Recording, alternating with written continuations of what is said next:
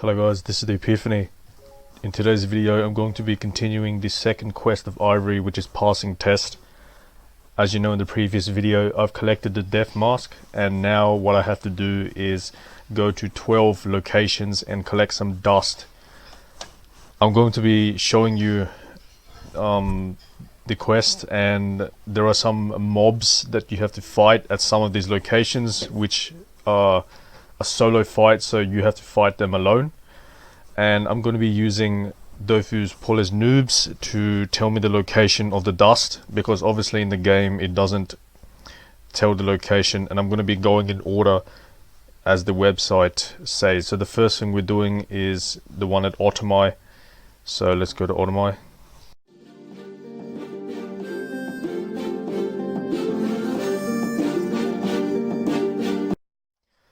Okay, so once we reach this map, we're going to click this ladder and we go down to this place here. We need to click this pillow and it's going to start a fight.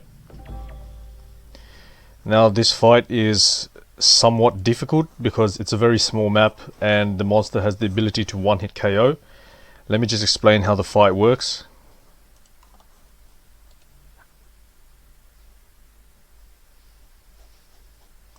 Okay, so it's got 3 MP and it's invulnerable, and basically every turn it summons an offering, and what you need to do with that offering is you need to position it next to the Balmeow ghost. So let's do that. So I'm going to put it next to the Balmeow ghost, and basically on the offering's turn it's going to deactivate the invulnerability state, and it also returns the Balmeow to the previous position. So since it was over here at the start of its turn, it moved it back. So now it's deactivated for 2 turns, and we're going to try and do some damage.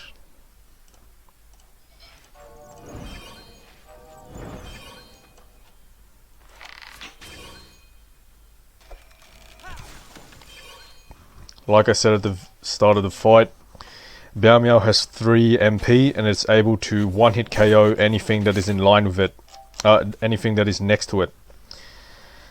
Now I'm pretty sure this is a bug. It says it's invulnerable, but it's actually not. So let me see.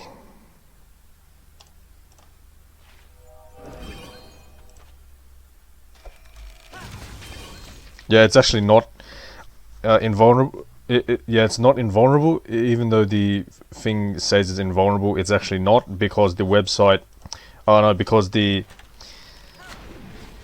firstly, in the previous turn when we made it, we deactivated invulnerable state, it said that it's 2 turns. Okay, so now we need to move the Balmeow. Let's do this. Keeping in mind that the Balmeow ghost has 3 MP, so if I end here, it won't be able to get next to me.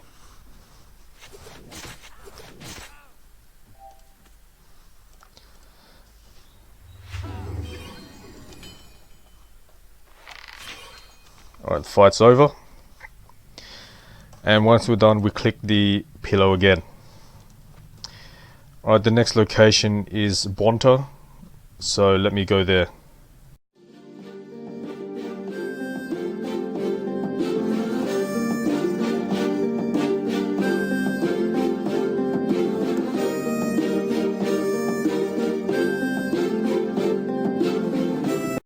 Okay, so now that I'm at this location, we need to click this little gate and we go in. Click this tomb here and we start a fight.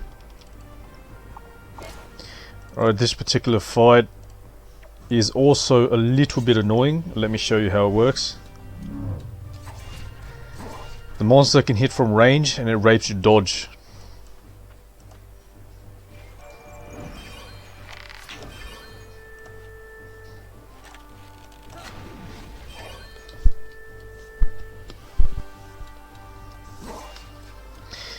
And on the second turn, I think it can do it once every 2 or 3 turns. Starting with the second turn, it summons a few chafers around you, so you're gonna have to try and escape that.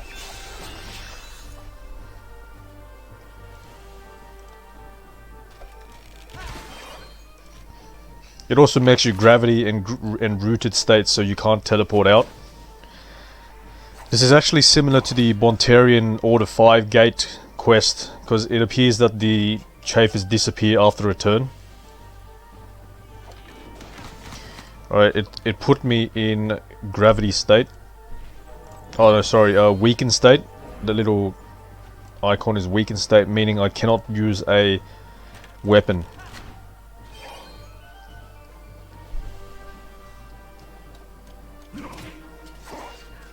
Alright, so I'm weakened state again.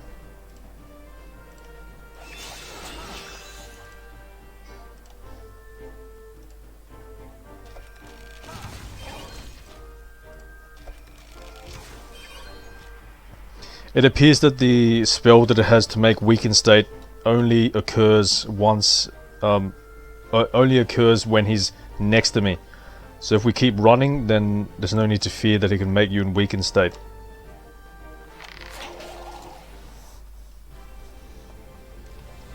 Once we're done, we click the tomb again, and we get the Bontarian soul dust.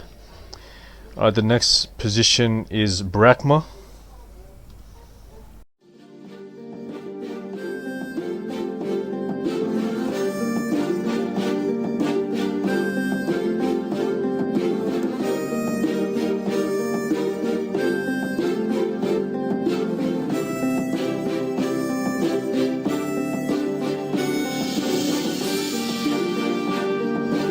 Okay, now that we're here, we click on this tomb and we're going to start a fight against a chafer.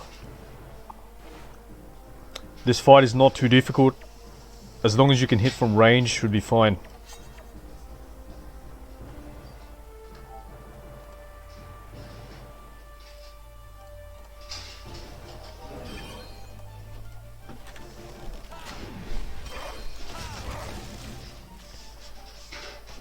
So basically it summons a line of chafers and it essentially blocks you.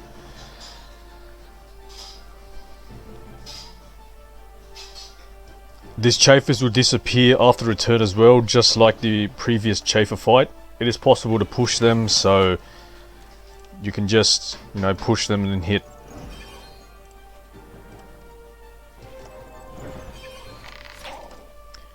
Cat's eye bow, no crit. 78% chance. Oh, it's running away now.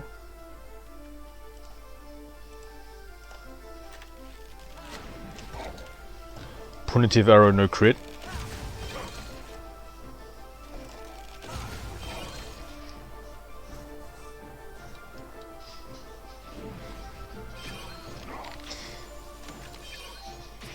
As you can see, it's not a very hard fight. It doesn't do much.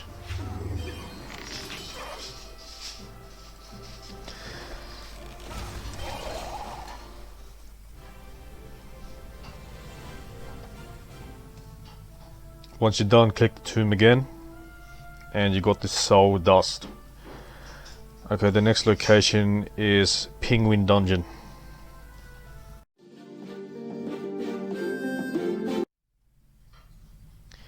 Alright, so once we're here, it's basically one map to the right of the dungeon entrance. There's a little crevice. Click the crevice, we go in, and then we need to click on this little skull here. And for this one, there's no fight.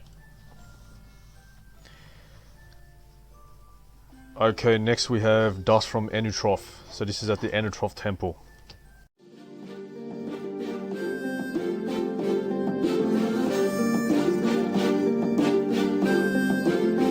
Okay, once we get to the Enutrof temple, we need to go in.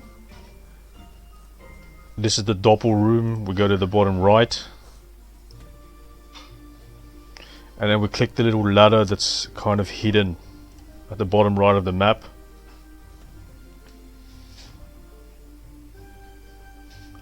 and we click this tomb. There is a fight. It's a little annoying, but it's not too bad.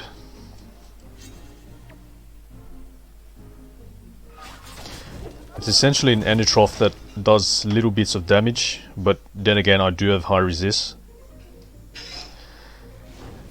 It summons some chests, but the good thing about the chests is that they actually run away and they don't lock you. See, they're actually moving out of the way as well, so I can actually hit. Alright, let's see, 1, 2, 3, okay.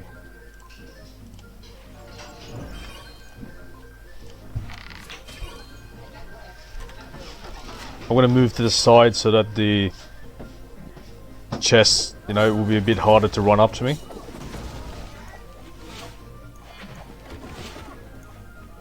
So it's essentially the same as a standard Endertroff, you know, having all those spells.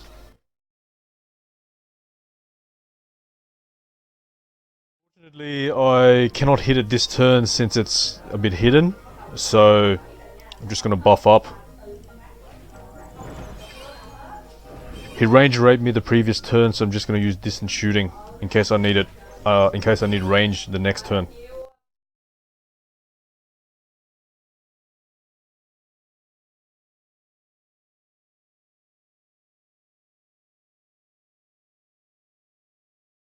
I think I can hit him from here. Yes, I can.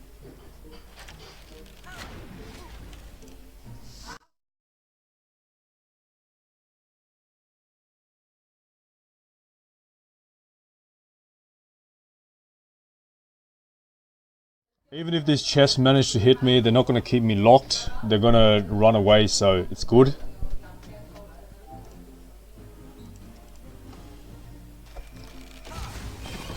And that's it.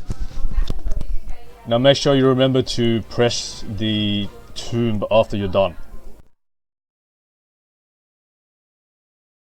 The next location is inside the mine. Okay, let's go there.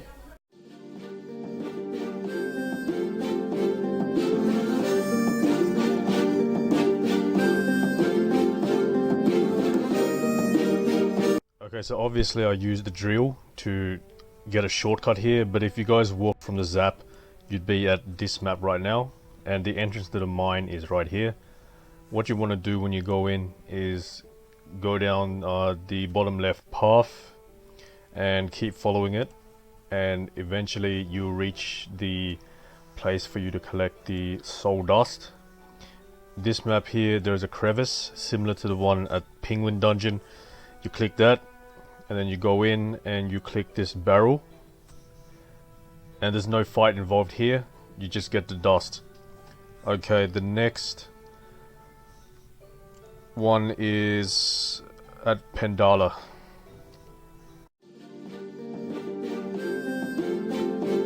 So once you get to this particular map, there's an NPC on the map and you talk to him and it'll let you go towards a temple.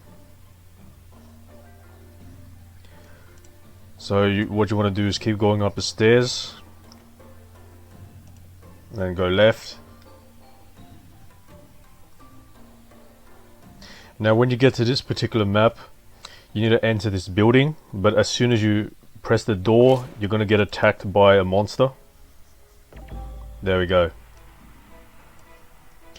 Alright, this monster basically does damage from range, and it summons a couple of things here that all have free MP, and it's very important that you are cautious about this, because when these monsters go next to you, they have the ability to one-hit KO.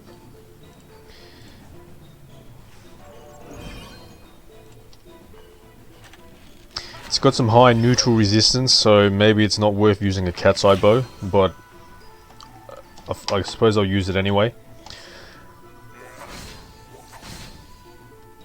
So I'm going to keep running away to ensure that these summons cannot reach me. They will have free MP, because if they reach me, they can one-hit KO me. So let's continue.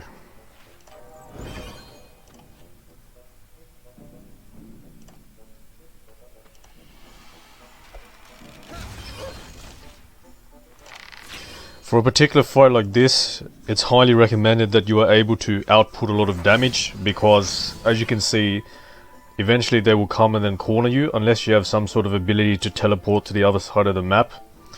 Yeah, but unfortunately I do not, so I have to try and kill them quickly.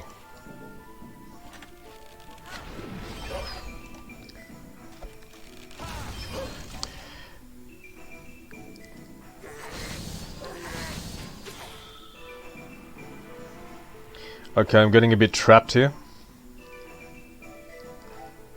Let me see.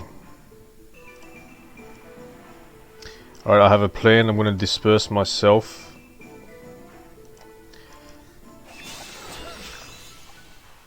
And then I'm going to come here.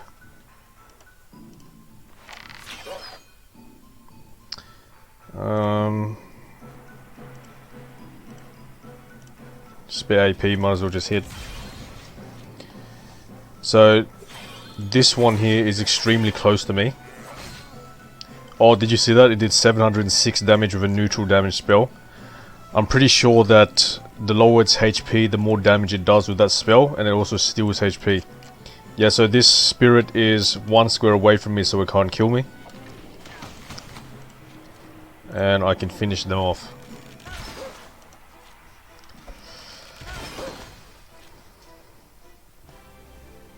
Once you're done with that fight, enter the thing and then click on the tomb, and you should have your dust. Okay, the next one is that Cursed Pyramid. Appears to be one map left of the dungeon, so I'm going to need to get a Talcasha teleport. Okay, so once you're at Cursed Pyramid, go one map to the left, and then click on this tomb. But before you click on it, make sure that you have a climbing rope in your inventory, because that allows you to climb down. If you don't have a climbing rope, then I suggest you get it before you come to the Cursed Pyramid, otherwise you're going to have to get teleported back here again. Click on this tomb in the middle and you got your dust. Okay, the next part is Porco.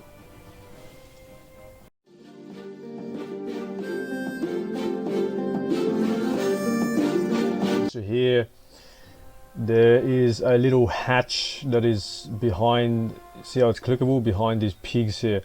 So I just want to click that and you will go down and then click on this tomb, and then there's your dust. Alright, the next part is Underwater Sophokia in Raigurgle.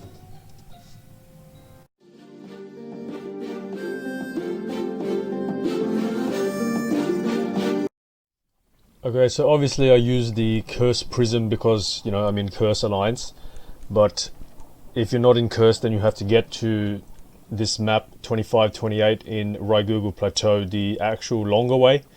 And once you're here, you click on this crevice, you go down and you click on the tomb and you get your dust. Now the next part is on Moon Island, which is one map below Moon Dungeon.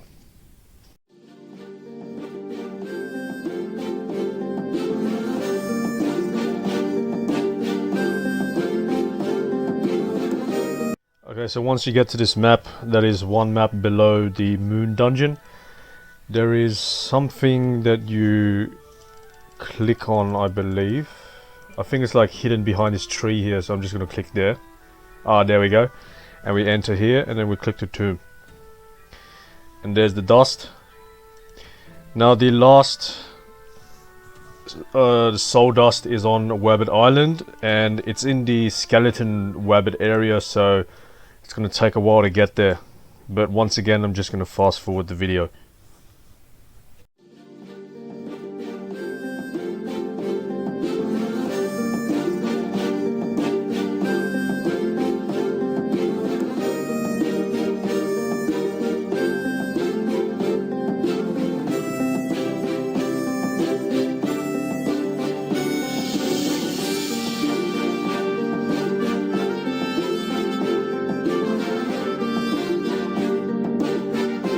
Okay, so once you get to this map here, it's in the top corner of the Gravestone Islands. So as you know, the Wabbit Islands is basically, you know, 4 little islands, and it's in the top corner of the Gravestone Island. We want to click on this entrance here, and we go in. And we click on this tomb, and it's going to start a fight against 2 Wabbits. Now you need to be aware that this whole that for this fight, both of these Wabbits will be sharing damage permanently. So they both have around 6,000 HP as well. So it can get a bit overwhelming. Okay, 5,500. So it can get a bit overwhelming if you know, don't deal with it properly. The aim is to try and kill them as fast as possible, which is what I am going to be doing now. We notice that one of them has minus 20% neutral and 0% earth, whereas the other one has a lot. So it's best to hit this one all the time, since they're going to be sharing damage anyway. I decided to use powerful shooting on the first turn because, you know, because if I did critical shooting, then I had 9 AP remaining. They hit moderate damage as well. They can do, they can gravity state, so sometimes it can be a bit deadly. Now I'm gonna critical shooting and weapon this one. Yeah, you also notice that they swap positions when you hit them. So obviously the one with the lower resistance is over here, and then it swap positions up there.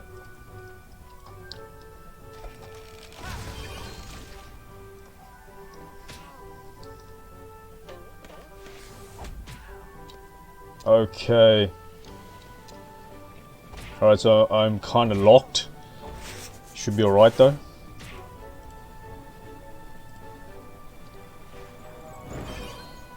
I am going to push it back and then punitive.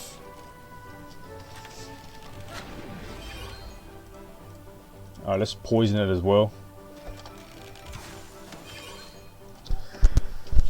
Because if I hit it first with a bow, then it's going to swap, and it was going to end up around here, and then I wouldn't be able to punitive arrow it. So that's why I had to, you know, hit it first. Okay, now it's over here, so let's hit this one. Alright, swap positions is up there now. So let's run over here.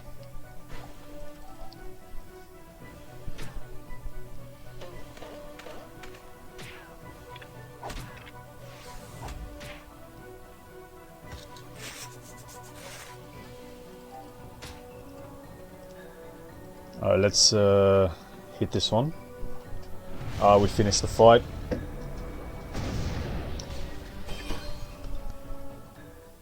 Alright, don't forget to press the tomb again to get your final soul.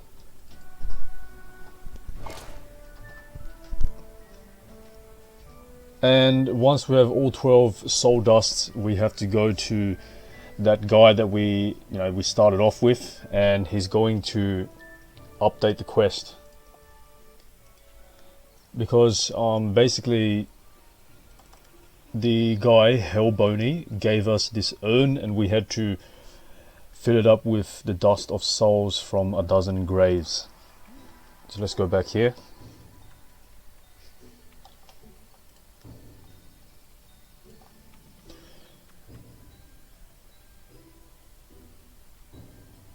Once you talk to Hellbony,